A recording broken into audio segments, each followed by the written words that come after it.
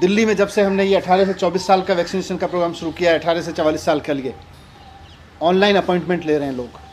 और इस online appointment लेने के लिए लोग 24 घंटे कंप्यूटर पर बैठते हैं, अपने मोबाइल पर बैठते हैं कि किसी तरह से हमें और हमारे परिवार को ये सुरक्षा चक्र मिल जाए, कोरोना से जीवित बचे रहने के लिए एक डोज मिल जाए। उस डोज को लेने के लिए लोग 24 घंटे कंप्यूटर पर बैठ के अपॉइंटमेंट लेते हैं। और हम विदेशों को वैक्सीन बेच रहे हैं, हम विदेशों में सप्लाई किए जा रहे हैं, हमें अपने देश के लोगों की चिंता नहीं है। ये शॉर्टेज इसलिए है क्योंकि हमने अपने देश के लोगों की चिंता किए बिना अपना इमेज मैनेजमेंट करने के लिए, अपनी इमेज चमकाने के लिए केवल और केवल विदेशों को वैक्सीन दी है। मेरा अब जो हुआ सो हुआ, मेरा केंद्र सरकार से रिक्वेस्ट है कि ये जो 93 देश हैं, इनको आपने जो भी वैक्सीन दी, ठीक है, वहाँ भी हो सकता है कुछ लोगों की जान बची हो, लेकिन अंतर्राष्ट्रीय बिरादरी से कुछ सीखिए।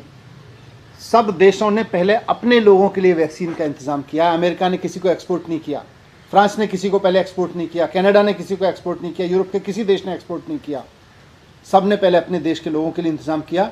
मेरा केंद्र सरकार से अनुरोध है कि अब जो वैक्सीन बन रही है, पहले अपने देश के लोगों को दीजिए, अपने देश के एक एक व्यक्ति को वैक्सीन लगाइए। और जैसा दिल्ली सरकार कह रही है, आप वैक्सीन उपलब्ध कराइए। हम 3 महीने के अंदर अंदर पूरे देश, पूरी दिल्ली को 2 डोज उपलब्ध करा देंगे। हमारी पूरी मशीनरी तैयार है, हमारी पूरी व्यवस्था तैयार है।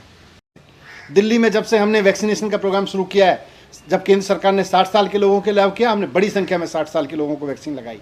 जब सेंट्रल गवर्नमेंट ने बोला कि अब 45 साल से ऊपर के लोगों को वैक्सीन उपलब्ध है, हमने बड़ी संख्या में 45 साल के ऊपर के लोगों को लगाई। लेकिन जब यूथ के लिए वैक्सीन लगाने की बारी आई और हमने सेंटर्स खोले जगह जगह, तो केवल 5.5 लाख वैक्सीन अभी तक यूथ के लिए दी गई हैं। अपने देश के नौजवानों के लिए 5.5 लाख वैक्सीन और विदेशों में इमेज बनाने के लिए 6.5 करोड़ वैक्सीन। हमारे देश के नौजवानों की कीमत नहीं है क्या? उनकी जान की कोई कीमत नहीं है क्या? हमारे देश के लोगों की उनको जान बचाने के लिए वैक्सीन की ज़रूरत नहीं है क्या? जिस समय हमारे देश के लोगों को वैक्सीन की ज़रूरत थी, हमारे सारे राज्य वैक्सीन मांग रहे थे और हम कह रहे थे अभी केवल 60 साल से ऊपर के लोगों को वैक्सीन लगाई जाएगी। उस समय हम 6.5 करोड़ वैक्सीन विदेशों को दे रहे थे, सिर्फ इमेज मैनेजमेंट के लिए।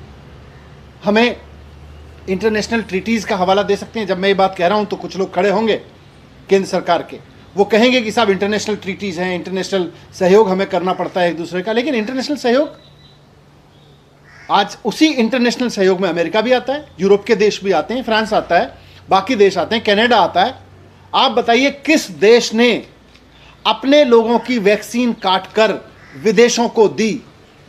ना अमेरिका ने दी, ना कनाडा ने दी, ना फ्रांस ने दी, ना यूरोप के किसी और देश ने दी।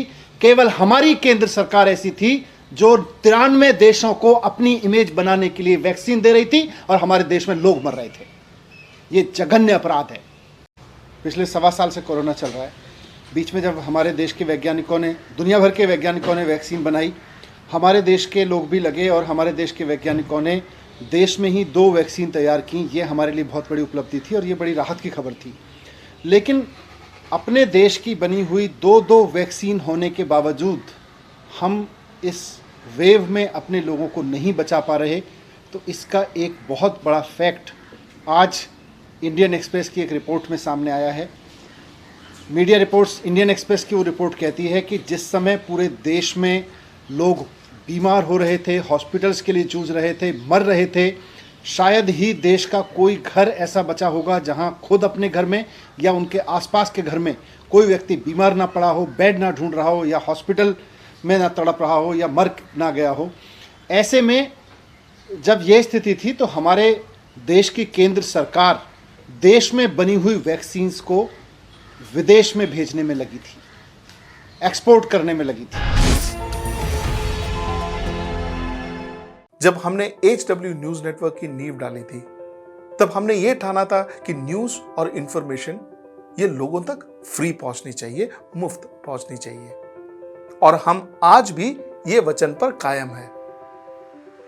पर जैसे आपको मालूम है, न्यूज चैनल चलाने के लिए पैसों की जरूरत है। तो हमको सबको न्यूज फ्री पहुंचाने के लिए कुछ मेंबर्स और कुछ सपोर्टर्स की जरूरत है। जी हाँ, मेरी आप सबसे गुजारिश कि आप सब HW न्यूज हिंदी की मेंबरशिप को ग्रहण करें। ये सदस्यता स्वैच्छिक है, यानी कि आप अपनी मर्जी के मुताबिक इसे ग्रहण कर सकते हैं, क्योंकि अगर आप इसे ग्रहण नहीं भी करते तब भी आपको HW न्यूज हिंदी के तमाम कार्यक्रम मिलते रहेंगे। मगर अगर आप चाहते हैं कि आजाद न्यूज जो है वो मजबूत हो, अगर आप चाहते हैं कि वो न्यूज जो सत्ता से सवाल पूछती है वो मजबूत हो, तो जरूर बने HW न्यूज हिंदी के सदस्य। जो लोग हमारे 89 रुपए प्रति महीने वाले कार्यक्रम से जुड़ेंगे उनके लिए HW न्यूज का बैच विश मिलेगा। साथ ही साथ उन लोगों को हमारे एक्सक्लूसिव पोल्स में भी शामिल होने का मौका मिलेगा। इसके अलावा हमारा जो दूसरा मेंबरशिप कार्यक्रम है वो 199 रुपीस प्रति महीने का है, यानी कि 199 रुपए प्रति महीने। और इस प्रोग्राम में हमारे जो मेंबर्स हैं उन्हें 99 रुपए के प्रोग्राम वाले सभी चीजें तो मिलेंगी। इसके अलावा बिजनेस से जुड़ी हुई बातें भी हम करेंगे। हमारे एक्सपर्ट अखिलेश भार्गव से आप बिजनेस से जुड़े हुए अपने सवाल भी पूछ सकते हैं। हम उम्मीद करेंगे कि आप इस निष्पक्ष पत्रकारिता की राह में हमें पूरी तरह से योगदान देंगे।